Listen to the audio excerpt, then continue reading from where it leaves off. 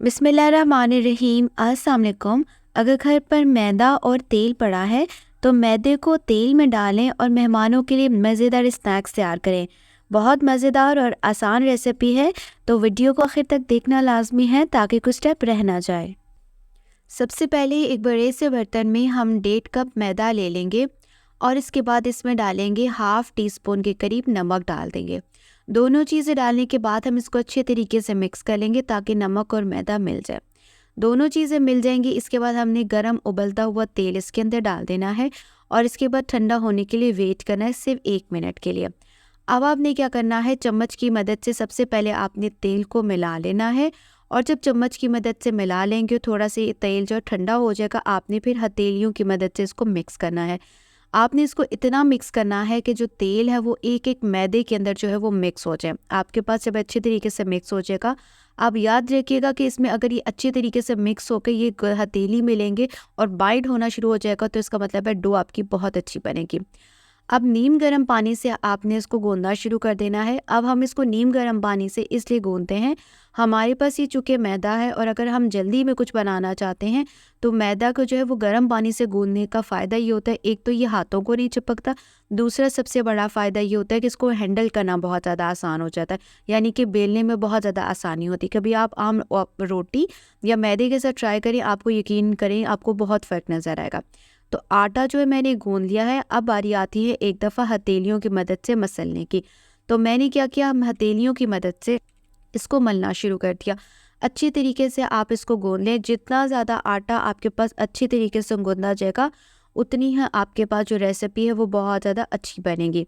अब फाइनली जी मैंने इसको गूंद लिया है और रेस्ट होने के लिए 5 से 6 मिनट के लिए छोड़ दिया है। 5 से 6 मिनट के बाद आपके पास आटा कुछ इस तरह की जो है शक्ल में आ जाएगा, बहुत ज़्यादा सॉफ्ट है, हैंडल करने में भी आसानी हो जाएगी। अब आप क्या करेंगे, इसको रख देंगे साइड पे और अब आपके पास आटा कुछ ये नज़र आ रहा है। एक दफ़ा अपनी आसानी के लिए दोबारा से जो है इसको अच्छे तरीके से मसल लेना बेहतर ही होगा, अगर नहीं मसलना चाहते तो छोड़ दीजिएगा। अब आपने क्या करना है कि फाइनली चीज़ को 2 हिस्सों में तकसीम कर देना। जैसे मैंने जो है पिज़्ज़ा कटर की मदद से 2 हिस्सों में तकसीम किया, आप छुरी या धागे की मदद से 2 हिस्सों में तकसीम कर सकते हैं। तो सबसे पहले हम एक पेड़ा ले लेंगे और इसको जो है अब रोटी की तरह बेलना शुरू कर देंगे। सबसे पहले किनारों को और इसके बाद जो है हम बेलन की मदद से इसको अच्छे तरीके से बेल लेंगे। बेलना आपने इतना है कि जितना आपने पेड़ा बनाया और जितनी इसमें हैसियत है उतना आपने इसको फैला लेना है। अब आपके घर में कईफ तो होती ही है, अगर नहीं है तो ग्लासी या ग्लास की मदद से आप इसके गोल सर्कल्स काट लीजिएगा। तो मैंने क्या किया, इस फनल की मदद से अच्छे तरीके से गोल जो है वो सर्कल्स काट लिए। टोटल 5 सर्कल्स बन चुके हुए थे। अब आपने क्या करना है, एक्स्ट्रा को साइड पे रख देना है और इन तमाम रोटियों को आपने साइड पे रख देना है। फिर जो तेल आपके पास एक नॉर्मल रूम टेम्परेचर पे था, इसके अंदर आपने ये जो गोल सर्कल्स हैं वो डालना शुरू कर देने।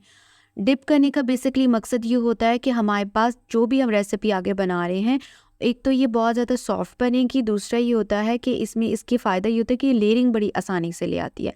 जैसे ही डिप किया 1 मिनट भी नहीं लगेगा, आपने तेल निचोड़ कर जो है वो दूसरी प्लेट के अंदर डाल कर शिफ्ट करना शुरू कर देना है। जब आगे आप फर्दर प्रोसेस को प्रोसीड करोगे तो आपने क्या करना है कि एक दफ़ा दोबारा से इजाफी तेल को निकाल कर और इसके बाद आपने अपने नेक्स्ट स्टेप की तरफ जाना है। अब देख सकते हो कि कितना ज़्यादा तेल जो है वो प्लेट के अंदर आना शुरू हो गया है। तो इसको देख के आपने परेशान हो बिल्कुल भी नहीं होना, क्योंकि जो इजाफी तेल होगा वो वापस इसी कटोरी या प्लेट के अंदर वापस आ जाएगा।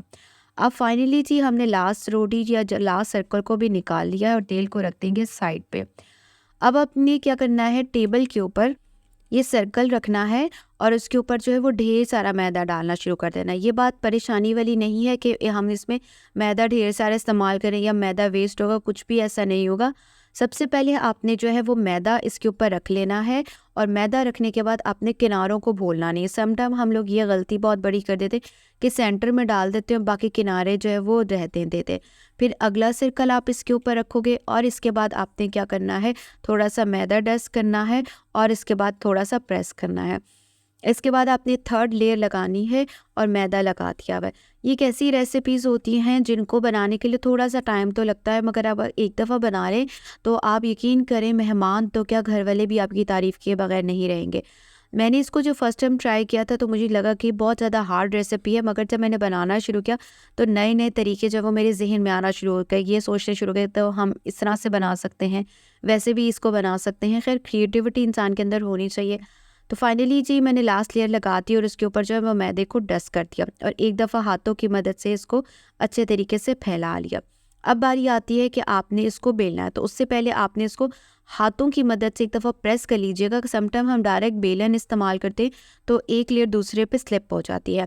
अब आपने बेलन की मदद से इसको बेलना शुरू कर देना है। बहुत ध्यान से, ये ना परेशान होइएगा कि हाथ हमने बहुत ज़्यादा हैवी रख लिया है तो इस पर कोई फ़र्क पड़ेगा, ऐसा कुछ नहीं होने वाला। फिर इस रोटी की फ्रंट वाली लेयर के ऊपर आपने जो है वो तेल लगाना है, बहुत ध्यान से लगाना है। हर कॉर्नर के ऊपर आपने अच्छे तरीके से जो है वो तेल लगाना शुरू कर देना है। तो फाइनली जी मैंने इसके ऊपर तेल लगा दिया हुआ है और इसके बाद आपने इसके ऊपर जो है कोई भी मैदा होगा या आटा होगा उसको डस्ट करना।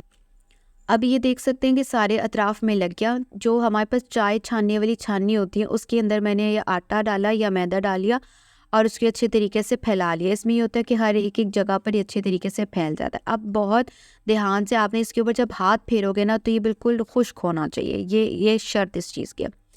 हैंडल करने में जब आपके पास कोई चीज़ बहुत अच्छी तरीके से बन जाए ना तो बेस्ट वे ये होता है कि वो उसको वन हैंड से जो है वो हैंडल करना पड़ता है। तो अब ये देख सकते हैं कि मैंने एक हाथ से इसको जो है वो रोल करना शुरू कर दिया, मुझे दोनों हाथों की ज़रूरत ही पेश नहीं है। इसका मतलब है कि हमारी डो बहुत अच्छी बन गई थी और उसके साथ साथ ये है कि हैंडल बहुत मज़े से हो रही थी। अब फाइनली जी देखिए इतने मज़े से जो है ये तमाम लेयर्स को जो है वो मैंने गोल कर लिया। एक दफ़ा आप अच्छे तरीके से इसको रोल कर दीजिएगा टेबल पे। अब फाइनली जी बारी आती है कि इसको हमने क्या करना है इसके साथ हमने वो काम करना है जो बाकी लोग भी नहीं करते मगर मैं कर रही हूँ।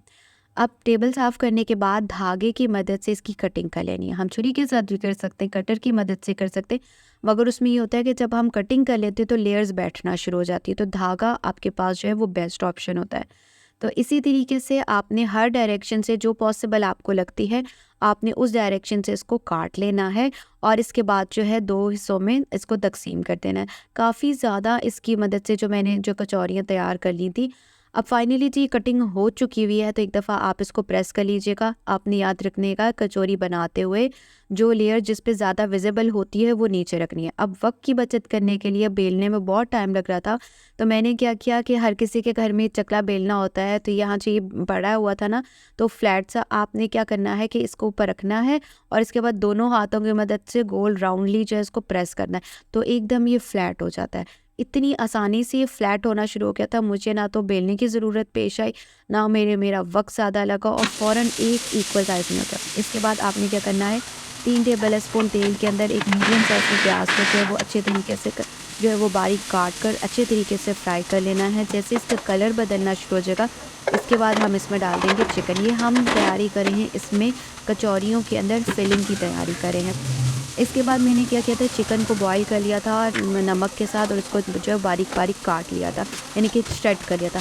हाफ़ टी स्पून नमक, लाल मिर्च और हल्दी डालने के बाद थोड़ा सा चिकन पाउडर के बाद एक मीडियम साइज़ की गाजर और शिमला मिर्च डालने के बाद आपने हल्का सा जो इसको सॉफ्ट कर लेना है। जैसे ही सॉफ्ट हो जाएगा इसके बाद बारी आती है इसमें एक सीक्रेट चीज़ डालने की। वो सीक्रेट तो नहीं है मगर क्या है, कॉर्नफ्लोर के अंदर पानी डाला और इसके बाद जो इसके अंदर डाल दिया। बेसिकली मकसद ये कि कचौरियों के अंदर ये मिक्सचर नहीं निकलना चाहिए।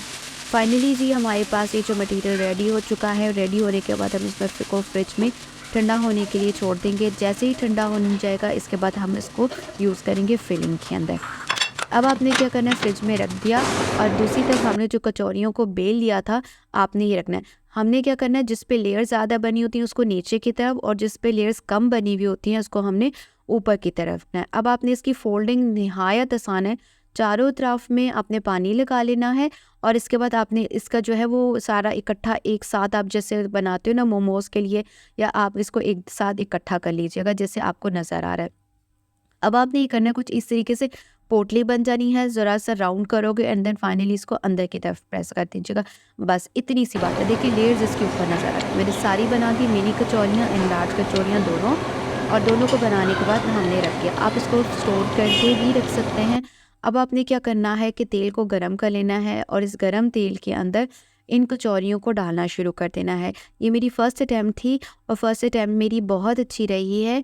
अगर आपको हर चीज़ की क्वांटिटी पता हो और आप थोड़े से एक्सपर्ट हो गए हो, अगर ना भी हो, बस क्वांटिटी का ख़्याल रखिएगा, तो आपकी कचौरियाँ जो है वो बेस्ट बनेंगी। किसी को यकीन ही नहीं आ रहा था कि ये मैंने घर में बनाई है, ऐसे लग रहा था कि ये बाज़ार की हैं। तो फाइनली जी कचौरियाँ रेडी हो चुकी हैं। एक-एक लेयर जो है वो सेपरेट हो रही थी। जब मैंने इसको हाथ में लिया तो एकदम क्रश करने से जो है सारी की सारी कचौरी जो है वो एक जो है वो थोड़ी चूरा-चूरा हो गई। यही इसकी खस्तेपनी की निशानी। अब ये देख सके खाने में सॉफ्ट भी थी और ऊपर से बहुत ज़्यादा खस्ता थी। उम्मीद है कि रेसिपी पसंद आएगी। नेक्स्ट वीडियो के लिए अल्लाह हाफ़िज़।